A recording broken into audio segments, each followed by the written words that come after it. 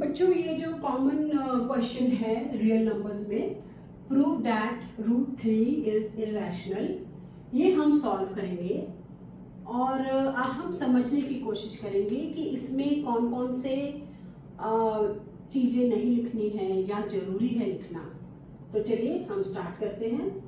Prove that root 3 is irrational.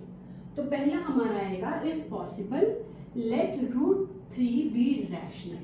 Now this is very important. जब हम claim करते हैं कि लेट रूट 3 बी रैशनल, उसका मतलब क्या है?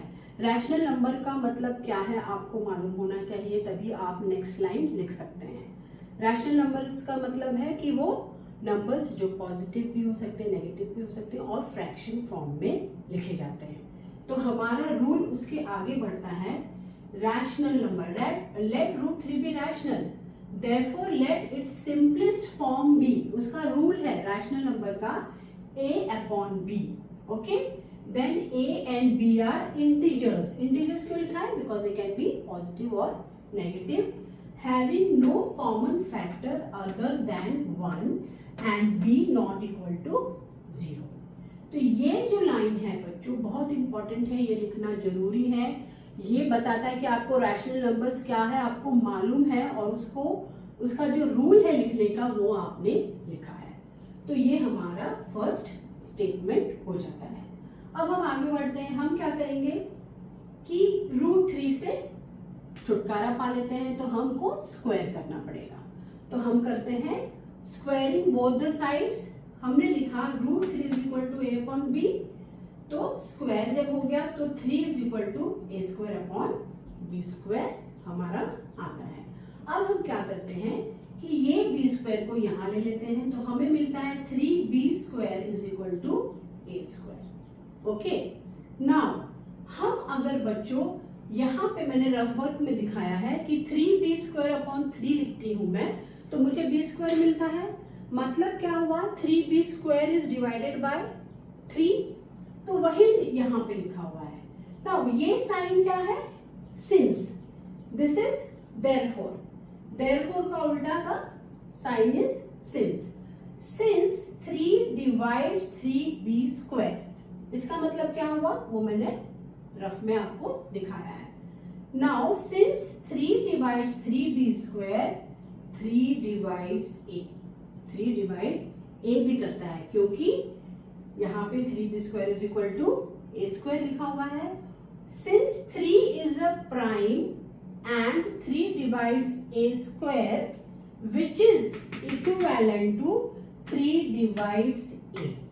ये भी बहुत इंपॉर्टेंट है बच्चों, ये लाइन भी इंपॉर्टेंट है कि 3 जो है वो प्राइम है।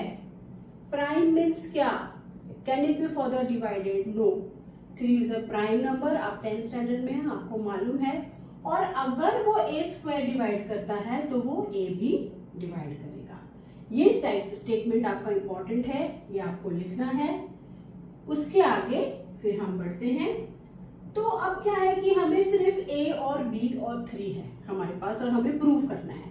तो हम थोड़ा और आगे बढ़ते हैं और नंबर भी लेते हैं। नंबर लेते हैं हम कि let a is equal to 3c, 3c for some integer c, integer c।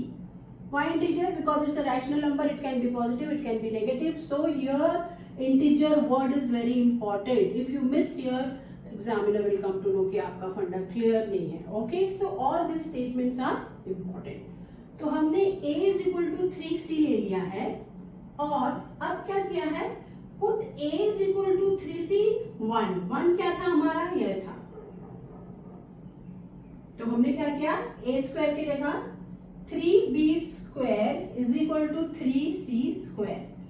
3c square मतलब क्या हो गया, 3 3 9, 9c स्क्वायर। ओके, यहाँ पे हमने 3 से डिवाइड किया, अगेन सेम जो ऊपर किया था सेम पैटर्न आएगा। यहाँ से 3 डिवाइड करेंगे तो सिर्फ b स्क्वायर बचेगा और यहाँ से 3 डिवाइड करेंगे तो 3c